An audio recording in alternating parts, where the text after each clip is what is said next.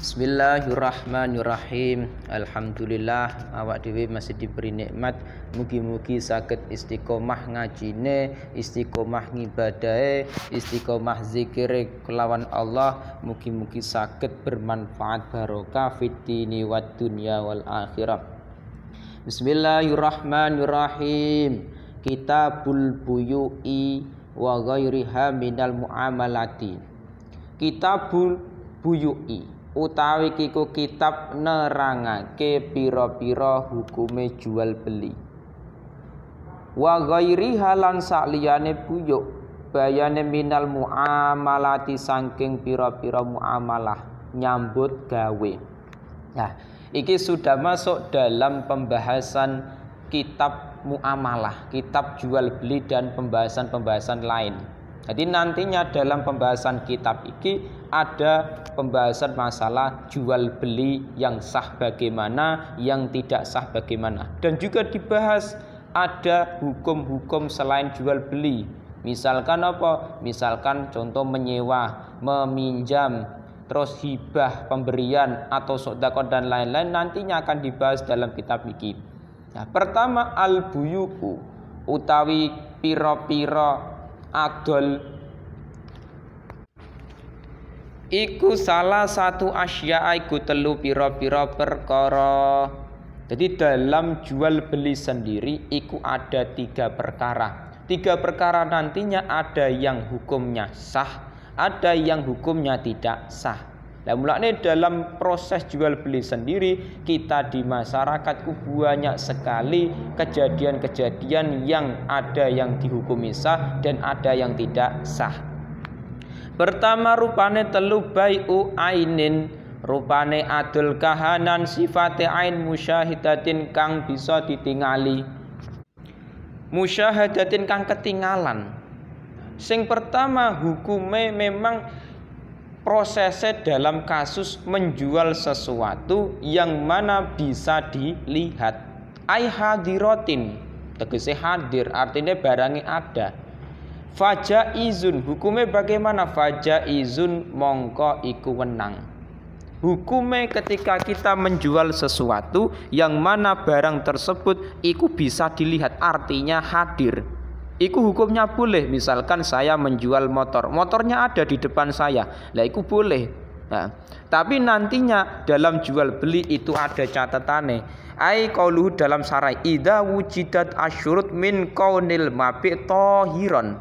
Jadi hukum jual beli itu memang sah ketika memang memenuhi syarat-syaratnya. Apa? Barang yang dijual itu harus barang yang suci. Mulanya tidak sah kita menjual barang najis seperti khomer, seperti barang-barang najis lain, misalkan kotoran, itu enggak sah nek menurut mazhab Syafi'i. Kedua catatannya pemuntafaan barangnya iso bermanfaat. Jadi nantinya menjual sesuatu yang tidak ada manfaat enggak boleh cara mazhab Syafi'i. Makdurun ala taslimihi bisa diserah terimakan lil akid alaih wilayah, yang nantinya orang yang akad punya wilayah kekuasaan. Artinya kita tidak diperbolehkan menjual sesuatu yang mana tidak bisa diserah terimakan. Misalkan barang milik tetangga nggak boleh. Jadi memang syaratnya barang boleh dijual belikan pertama harus tohiron, barang suci, barangnya bisa bermanfaat, barangnya bisa diserah terimakan, ada kekuasaannya dan lain-lain. Nah, yang penting kasus pertama iku ain musyahadah, jadi bisa dilihat barang iki mau. Nah, sing kasus permasalahan kedua wa bai'u syai'in lan adol suwiji-wiji sifate syai' mausufin kang den sifati oleh adol mau fi zimmati ing dalem tanggungan. Nah, kasus permasalahan kedua ketika kita menjual sesuatu yang mana disifati. Misalkan apa? Disifati di dalam dimah. Maksudnya ngeten. Misalkan saya menjual kursi. Nah, kursi lah saya jual dalam bentuk disifati. Jadi misalkan saya menjual kursi kepada Zaid. Nah, Zaid saya jual kursi kepadamu dari kayu jati terus dipelitur dan lain-lain. Nah, ketika sudah disifati seperti itu Lah hukume piye? Fajaizun, maka mongko iku wenang. Wenang diperbolehkan ida wujidat ing dalem nalikane den temu apa sifatu apa sifat. Ditemu sifate ning di alam ing atase perkara wasofa kang nyifati usifa kang den sifati apa usifa kang den sifati apa mabe bihi kelawan mah. Jadi ngeten, kasus permasalahan kedua menjual sesuatu yang mana disifati dan iku fiddimah dalam tanggungan. Artinya ngeten, misalkan saya menjual kursi kepada Zaid, saya jual kursi kepadamu dari kayu jati dipelitur dengan warna sekian. Lah, dengan harga misalkan sekian 1 juta. Nah, ketika sudah disifati seperti itu hukumnya boleh. Jadi hampir mirip dengan pesanan. Cuman bahasane bi'tuka, saya menjual kepadamu. Tapi nek pesan kan aslamtu. Nah, saya pesan kepadamu misalkan. Jadi ada bedane. Cuman bedane dalam segi lafate. Nek asline dalam proses akad iku hampir sama. Pesan iku barangnya belum ada. Jual beli mausuf fiddimah juga demikian. Jadi menjual sesuatu yang mana barang itu disifati. Jadi saya jual kursi ini kepadamu dengan bahan kayu jati, dengan pelituran sekian, terus hari ini saya kirimkan. Nah, itu menjual sesuatu yang disifati. Hukumnya boleh, tapi idza wujidat asifa alama usiwabihi. Ketika memang sudah termenuhi barang tersebut dengan sifat-sifat yang telah disebutkan, boleh. Jadi misalkan saya menjual kursi dengan sifat yang sudah saya sebutkan, terus kursinya jadi dalam waktu 1 minggu, lah itu nggak masalah. Nah, barangnya sesuai dengan sifatnya tadi, itu nggak masalah. Namanya mausuf fiddimah. Menjual sesuatu yang disifati di dalam tanggungan boleh, tapi masalah apa? Ketika nantinya tidak sesuai dengan sifat yang telah saya sebutkan, lah itu masalah dalam mazhab Syafi'i. Jadi saya mengatakan saya menjual kursi dari kayu jati, kok ternyata 1 minggu kemudian kursinya tidak dari bahan kayu jati, kayu maoni misalkan, lah itu bermasalah. Mulane jual beli silakan monggo, tapi jangan lupa ketika sampean sifati iku harus sesuai dengan barangi. Lah iku penting, iku boleh nggak masalah. Sing ketiga wabai'u ainin lan adul kahanan sifate ain ghaibatin kang gaib ora ana barangi. Lam tu syahad kang ora den tingali apa? Kang ora den tingali apa ghaibah falaya juzu mongko ora wenang apa ba'. Kasus permasalahan ketiga, ketika seseorang menjual barang yang mana barangnya itu gaib, tidak ada di situ misalkan. Nah, dan lam tusyad tidak bisa dilihat barangnya.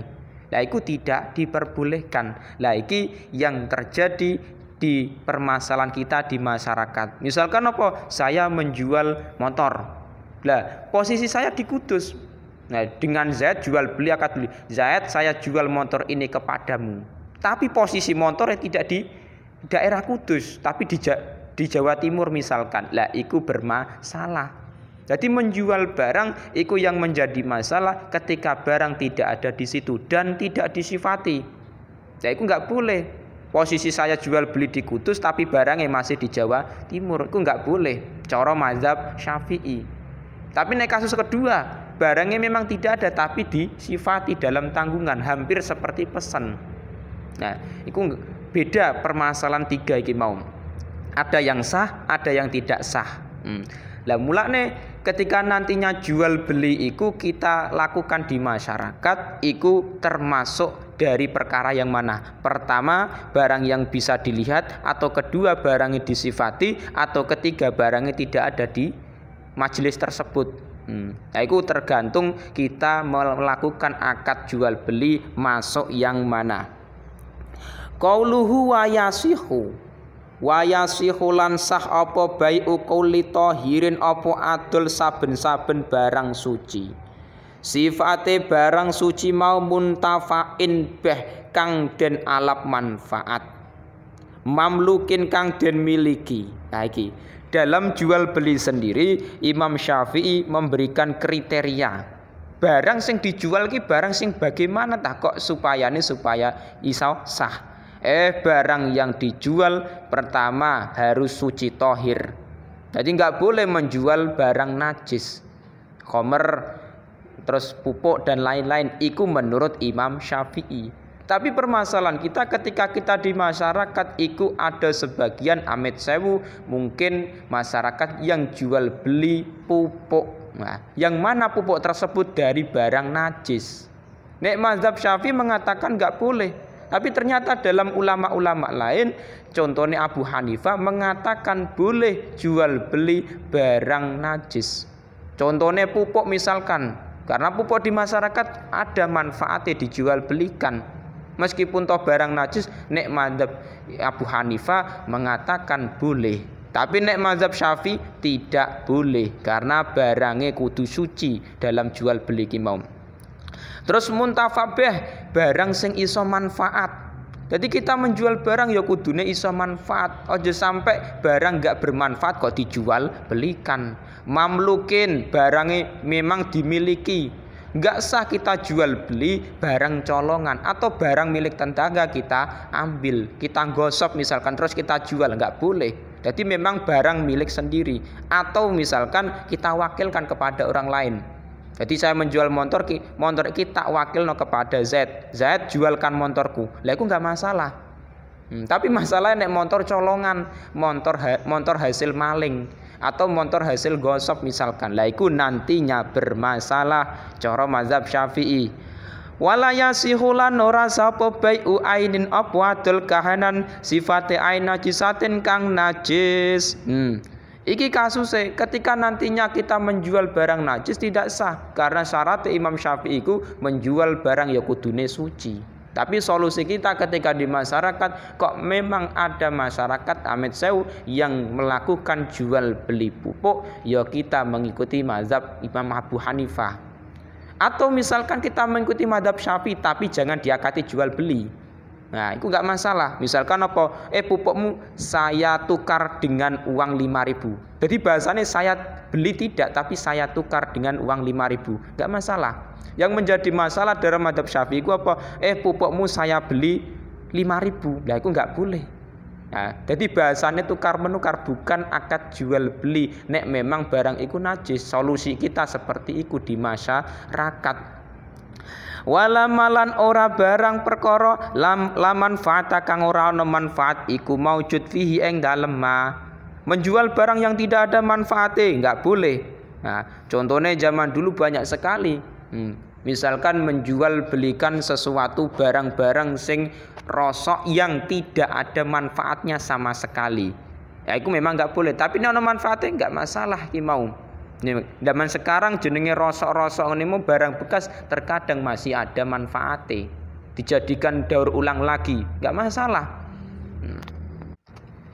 Nah, permasalahan kita di masyarakat itu tadi kan dijelaskan ada 3 model jual beli. Lah, masalah kita di masyarakat ketika kita melakukan akad jual beli online. Nah, jual beli online itu kan dimana jual beli yang transaksinya itu barang tidak ada di depan kita. Misalkan kita membeli sesuatu lewat Shopee atau Lazada atau jual beli yang lain. Nah, ketika kita membeli sesuatu misalkan membeli pakaian, nah itu kan barang tidak ada di hadapan kita, tidak musyahadah.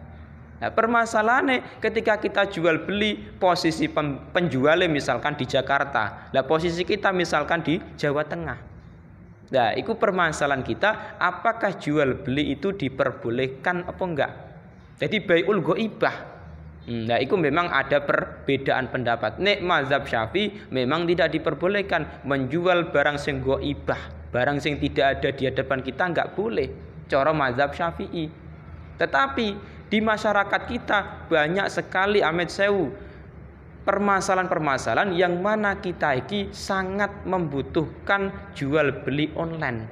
Misalkan apa? Kita butuh barang, nek kita cari ke Jawa Timur atau ke Jakarta misalkan, itu belum tentu ketemu tokone dan belum lagi masalah-masalah lain. Nah, mulanya zaman sekarang enak dipermudah dengan jual beli online. Oh, ternyata solusinya memang ada sebagian ulama yang mengatakan jual beli ghaibah itu boleh. Ya, itu ada dalam kitab Tufat dan kitab-kitab lain. Memang ada ulama yang mengatakan jual beli barang secara online itu boleh. Ada sebagian ulama yang mengatakan demikian.